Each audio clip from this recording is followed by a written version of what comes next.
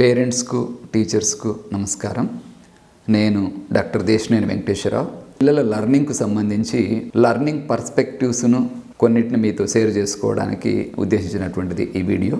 మనము సైకాలజీలో జరిగినటువంటి రకరకాల రీసెర్చెస్ను లేదా ఎడ్యుకేషన్లో జరిగినటువంటి రీసెర్చెస్ను తర్వాత కొందరు ఎడ్యుకేషనిస్టుల యొక్క అభిప్రాయాలను, సైకాలజిస్టుల యొక్క అబ్జర్వేషన్స్ను పరిశీలించి చూసినట్లయితే లర్నింగ్లో ప్రధానంగా 3 అప్రోచెస్ మనకు కనిపిస్తాయి. అంటే 3 రకాల అప్రోచ్లు ఉంటాయి లర్నింగ్లో. మనము ఏ అప్రోచ్కి ఇంపార్టెన్స్ ఇస్తున్నాము అన్నదాన్ని ఆధారంగా చేసుకొని టీచింగ్ మెథడ్స్ ఉండే అవకాశాలు ఉంటాయి, లర్నింగ్ మెథడ్స్ ఉండేటటువంటి అవకాశాలు ఉంటాయి. అంటే ఈ లర్నింగ్ అప్రోచెస్ అనేటటువంటివి తప్పనిసరిగా కరిక్యులంను ప్రభావితం చేస్తాయి, తర్వాత క్లాస్ రూమ్లో టీచింగ్ లెర్నింగ్ ప్రాసెస్ను కూడా ప్రభావితం చేస్తాయి. ఇందులో ఫస్ట్ అప్రోచ్ ఏంటంటే బ్యాంకింగ్ మోడల్ ఆఫ్ లెర్నింగ్ అని పిలుస్తాం అన్నట్టు. అంటే ప్రపంచవ్యాప్తంగా క్లాస్ రూమ్స్లో టీచింగ్ లెర్నింగ్ ప్రాసెస్ ఎట్లా జరుగుతుంది అన్నదాన్ని అబ్జర్వ్ చేసి సౌత్ అమెరికాకు సంబంధించినటువంటి ఒక ఎడ్యుకేషనిస్టు పాలో ఫెయిరీ అని చెప్పేసి ప్రతిపాదించినటువంటి ideas banking model of learning అనే పేరుతో ప్రపంచవ్యాప్తంగా బాగా ప్రాచుర్యమయ్యాయి. ఇతని ప్రకారము ప్రపంచవ్యాప్తంగా క్లాస్ రూమ్స్లో జరుగుతున్నటువంటి లెర్నింగ్ను కనుక మనం గమనించి చూస్తే అదొక బ్యాంకింగ్ మోడల్ను పోలి ఉంటుంది అనేది పాలో ఫెయిరీ అభిప్రాయం. ఎందుకంటే ఒక బ్యాంకును కనుక మనం తీసుకున్నట్లయితే బ్యాంకుకు సంబంధించినటువంటి రకరకాల ట్రాన్సాక్షన్స్లో ఒక ప్రధానమైనటువంటి ట్రాన్సాక్షన్ ఏంటంటే ప్రజలు తమ డబ్బును బ్యాంకులో డిపాజిట్ చేయడము, అవసరమైనప్పుడు ఆ డబ్బును తీసుకోవడం. అంటే డిపాజిటింగ్ అండ్ విత్డ్రాయింగ్ మనీ అనేటటువంటిది బ్యాంకింగ్ యొక్క ట్రాన్సాక్షన్స్లో ఒక ప్రధానమైనటువంటి ట్రాన్సాక్షన్, ఒక ప్రధానమైనటువంటి పని బ్యాంకులు చేసేటటువంటి పనుల లోపల.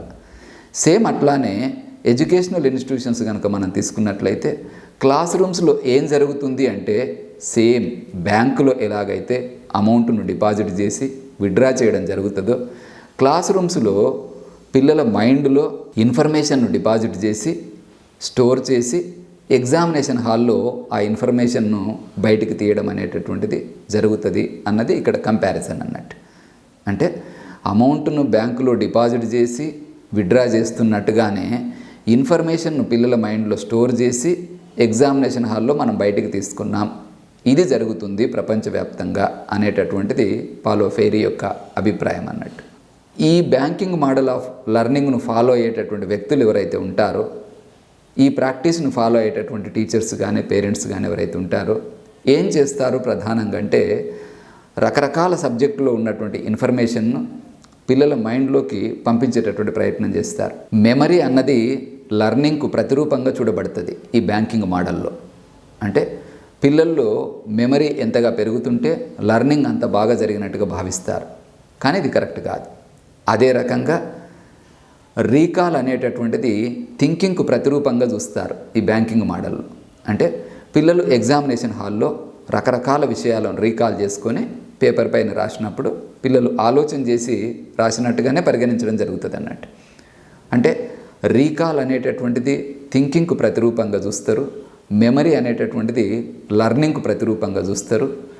ఈ బ్యాంకింగ్ మోడల్ ఆఫ్ లెర్నింగ్ను దృష్టిలో పెట్టుకొని లెర్నింగ్ జరిగినప్పుడు పిల్లలు ఆయా సబ్జెక్టులను నేర్చుకోవడానికి చాలా కష్టపడాల్సి వస్తుంది. ఎందుకంటే మెమరీలోకి రకరకాల సమాచారాన్ని పంపించడం అనేటటువంటిది ఎంతో సమయాన్ని కేటాయిస్తే తప్పించి సాధ్యం కాదు. తర్వాత ఎంతో ప్రాక్టీస్ చేస్తే తప్పించి సాధ్యం కాదు. అంటే ఆయా సబ్జెక్టులు నేర్చుకునేటప్పుడు పిల్లలు తమ విలువైనటువంటి సమయాన్ని చదవడానికి, రాయడానికి, ప్రాక్టీస్ చేయడానికి కేటాయించాల్సి ఉంటుంది. సబ్జెక్టు ఎంత మేరకు అర్థమవుతుంది అనే దానికంటే కూడా టెక్స్ట్ బుక్స్లో ఉన్నటువంటి ఇన్ఫర్మేషన్ను పిల్లలు మైండ్లోకి పంపించగలుగుతున్నారా లేదా అన్నదే ప్రధానమైపోతుంది. కాబట్టి అనేక సార్లు పిల్లలు ఆయా టాపిక్స్ను రిపీట్ చేయాల్సినటువంటి అవసరం ఉంటుంది. అంటే పదే పదే ఒక విషయాన్ని రిపీట్ చేయడం ద్వారా గుర్తుంచుకునేటటువంటి ప్రయత్నం చేస్తారు. అలా గుర్తుంచుకున్నటువంటి ఇన్ఫర్మేషన్ను ఎగ్జామినేషన్ హాల్లో ప్రజెంట్ చేసేటటువంటి ప్రయత్నం చేస్తారు. దీనివల్ల పిల్లలకు పెద్దగా ఉపయోగం జరగదు అనేటటువంటిది పాలో ఫెయిరీ యొక్క అభిప్రాయం. అంటే అర్థం చేసుకోకుండా గుర్తుంచుకున్నటువంటి విషయం వల్ల పిల్లల లోపల ఆలోచన సామర్థ్యం అనేటటువంటిది పెరగడం అనేది సాధ్యం కాదు. లాజిక్ డెవలప్ కావాలంటే, పిల్లల్లో థింకింగ్ డెవలప్ కావాలంటే, రీజనింగ్ డెవలప్ కావాలంటే తప్పనిసరిగా తాము ఏ విషయాన్ని అయితే చదువుతున్నారో ఆ విషయాన్ని పిల్లలు అర్థం చేసుకోవాలి. ఎంతగా అర్థం చేసుకుంటే పిల్లల్లో ఆలోచన పరిధి అనేటటువంటిది అంతగా విస్తరిస్తుంది. తర్వాత ఒక కొత్త సమస్య పిల్లలు ఎదురైనప్పుడు తాము నేర్చుకున్నటువంటి అంశాలను ఆధారంగా చేసుకొని ఆ కొత్త సమస్యను పరిష్కరించేటటువంటి ప్రయత్నం కూడా చేస్తారు. తర్వాత రెండో మోడల్ ఏంటంటే ప్రోగ్రామింగ్ మోడల్ ఆఫ్ లెర్నింగ్ అని పిలుస్తాం. ఇది కంప్యూటర్సు, సైకాలజీ అనేటటువంటి సబ్జెక్టు లోపల ఎక్కువ వాడబడేటటువంటిది ఇది ప్రోగ్రామింగ్ మోడల్ అనేది. ఈ ప్రోగ్రామింగ్ మోడల్ లెర్నింగ్ అప్రోచ్ను ఫాలో అయ్యేటటువంటి క్లాస్ రూమ్స్లో ఏం జరుగుతుంది అని చెప్పేసి అంటే, పిల్లలందరూ ఒకే రకంగా నేర్చుకుంటారు అనేటటువంటి అభిప్రాయంతో ఉంటాయి ఈ క్లాస్ రూమ్స్ అన్నీ కూడా. అంటే ఈ అభిప్రాయాన్ని అటు తల్లిదండ్రులు ఇటు టీచర్స్ నమ్మి కొన్ని చిన్న చిన్న భాగాల కింద డివైడ్ చేసి ఒక్కొక్క అంశాన్ని నేర్పించేటటువంటి ప్రయత్నం చేస్తారు. అంటే ప్రోగ్రామింగ్ మోడల్ ప్రకారము పిల్లలకు నేర్పించదలసినటువంటి అంశాన్ని కొన్ని స్టెప్స్గా విభజించి ఒక్కొక్క స్టెప్ను పిల్లలు నేర్చుకునేటట్లుగా చూడమన్నట్టు. ఒకవేళ ఈ నేర్చుకునే క్రమంలో పిల్లలు ఏదైనా తప్పులు కనుక చేస్తే, ఏవైనా పొరపాట్లు కనుక దొర్లితే ఆ పొరపాటు ఎందుకు జరిగింది, ఏ రకమైనటువంటి తప్పులు జరిగినాయి అన్నదాన్ని ఏమాత్రం అనలైజ్ చేయకుండా మిస్టేక్ జరిగితే మళ్ళీ రిపీట్ చేయమంటారు ప్రాసెస్ను. అంటే మళ్ళీ ఒకసారి చదవమంటారు, మళ్ళీ ఒకసారి ప్రాక్టీస్ చేయమంటారు. ఈ రకంగా మిస్టేక్స్కు ప్రాధాన్యత అనేది ఉండదు. మిస్టేక్ జరిగింది అంటే స్టూడెంట్ మళ్ళీ ఇంకోసారి చదవాలి అన్నది ఒక కామన్ అడ్వైజ్ వస్తుంది ప్రోగ్రామింగ్ మోడల్లో. ఈ బ్యాంకింగ్ మోడల్లో కానీ ప్రోగ్రామింగ్ మోడల్లో కానీ ఈ అప్రోచ్ను ఫాలో అయ్యేటటువంటి సిస్టంలో పిల్లలు చదువుతున్నప్పుడు చాలా టైంను కేటాయించి చాలా కష్టపడి ఆయా సబ్జెక్టులకు సంబంధించినటువంటి సమాచారాన్ని మెమరీలో పెట్టుకొని ఎగ్జామినేషన్ హాల్లో ఆ మెమరీలోని విషయాన్ని బయటకు తీసి క్వశ్చన్స్కు సమాధానాలు రాయాల్సినటువంటి అవసరం ఉంటుంది. ఇక మూడో మోడల్ ఏంటంటే కన్స్ట్రక్టివిస్ట్ మోడల్ ఆఫ్ లెర్నింగ్ అంటామన్నట్టు. దీన్ని జాన్ పియాజే అని చెప్పేసి ఒక సైకాలజిస్ట్ తొలిసారిగా ప్రపోజ్ చేయడం జరిగింది. ఈ కన్స్ట్రక్టివిస్ట్ మోడల్ లెర్నింగ్ ప్రకారము లెర్నింగ్ను ఏ దృక్పథంతో చూస్తారంటే, పిల్లల మైండ్స్ అనేటటువంటివి కేవలం మెమరీ కోసం లేవు, ప్రధానంగా ఆలోచన కోసం ఉన్నాయి. కాబట్టి లెర్నింగ్లో భాగంగా పిల్లల్లో ఆలోచన పెరగాలి. తర్వాత పిల్లలు ఒక ప్యాసివ్ రిసిపియంట్ కింద ఉండకూడదు. అంటే ప్యాసివ్గా ఇన్ఫర్మేషన్ను రిసీవ్ చేసుకునేటట్లుగా పిల్లలు ఉండకూడదు. లెర్నింగ్ ప్రాసెస్లో పిల్లలు యాక్టివ్గా ఉండాలి అనేటటువంటిది ఈ మోడల్ యొక్క ఉద్దేశం అన్నట్టు. మనం బ్యాంకింగ్ మోడల్ ఆఫ్ లెర్నింగ్ లేదా ప్రోగ్రామింగ్ మోడల్ ఆఫ్ లెర్నింగ్ను కనుక గమనించి చూస్తే పిల్లల రోలు చాలా ప్యాసివ్గా ఉంటుంది. అంటే టీచర్ కానీ పేరెంట్స్ కానీ ఏదైతే ఇన్ఫర్మేషన్ ఇస్తారో దాన్ని నేర్చుకోవడం, గుర్తుపెట్టుకోవడం వరకే పిల్లల రోల్ అన్నట్టు. అదే ఈ కన్స్ట్రక్టివిస్ట్ మోడల్ ప్రకారం కనుక చూస్తే పిల్లలే నాలెడ్జ్ను క్రియేట్ చేయాలి. అంటే పిల్లలు జ్ఞాన నిర్మాణంలో భాగస్వాములు కావాలి. పిల్లలు జ్ఞానాన్ని ఎప్పుడు నిర్మాణం చేయగలుగుతారు, నాలెడ్జ్ను ఎప్పుడు కన్స్ట్రక్ట్ చేయగలుగుతారు అంటే పిల్లలు యాక్టివ్గా ఉన్నప్పుడే దీన్ని చేయగలుగుతారు. అంటే తమ చుట్టూ ఉన్నటువంటి పరిసరాలతోన పిల్లలు ఎంతగా ఇంటరాక్ట్ అవుతే అంతగా నాలెడ్జ్ క్రియేషన్ అనేటటువంటిది జరుగుతుంది. కాబట్టి పిల్లలని లెర్నింగ్ ప్రాసెస్లో ఒక యాక్టివ్ పార్టిసిపెంట్స్గా చూడాలి అని చెప్పి, తర్వాత నాలెడ్జ్ కన్స్ట్రక్షన్లో పిల్లల్ని భాగం చేయాలి అని చెప్పేసి ప్రధానంగా ఈ రెండు అప్రోచ్లతోనూ వచ్చినటువంటిది ఈ కన్స్ట్రక్టివిస్ట్ మోడల్ ఆఫ్ లెర్నింగ్ అన్నట్టు.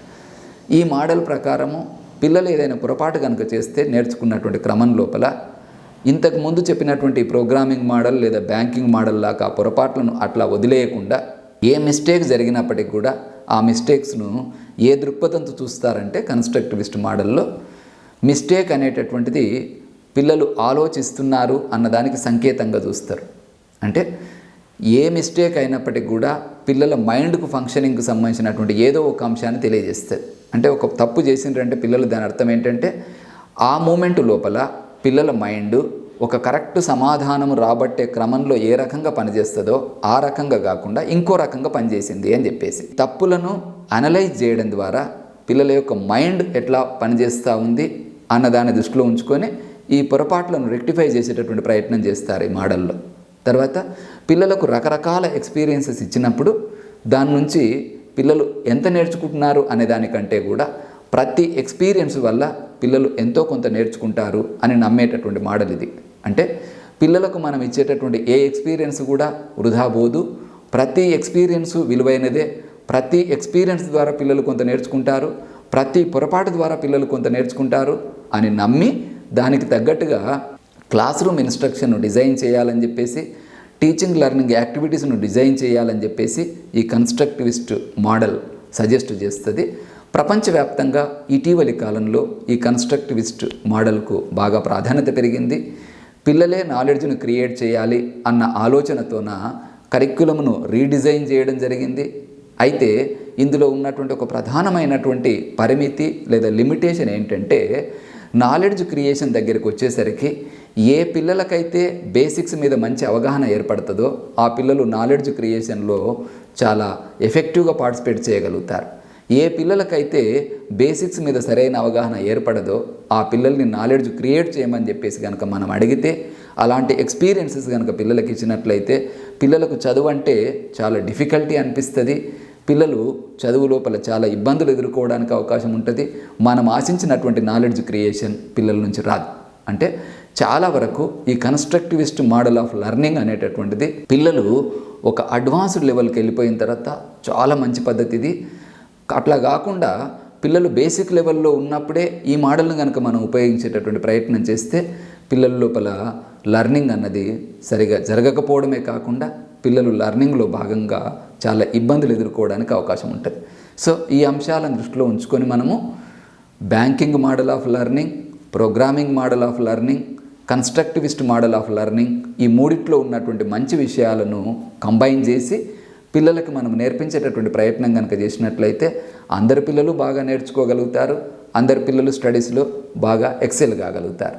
అంటే ఫస్ట్ ప్రయారిటీ పిల్లలు బేసిక్స్ను అండర్స్టాండ్ చేసుకోవడము, బేసిక్ నాలెడ్జ్ను బాగా గెయిన్ చేయడం అన్న దాని మీద ఉండాలి. ఆ తర్వాత నెక్స్ట్ లెవెల్ ఆఫ్ ప్రయారిటీ దగ్గరికి వచ్చేసరికి పిల్లలతో నాలెడ్జ్ క్రియేషన్ అనేటటువంటిది చేయించాలి. ఈ రకమైనటువంటి పద్ధతిని కనుక మనం ఉపయోగించినట్లయితే పిల్లలు స్టడీస్ను బాగా ఎంజాయ్ చేయగలుగుతారు, స్టడీస్లో ఉన్నటువంటి ఆనందాన్ని పొందగలుగుతారు.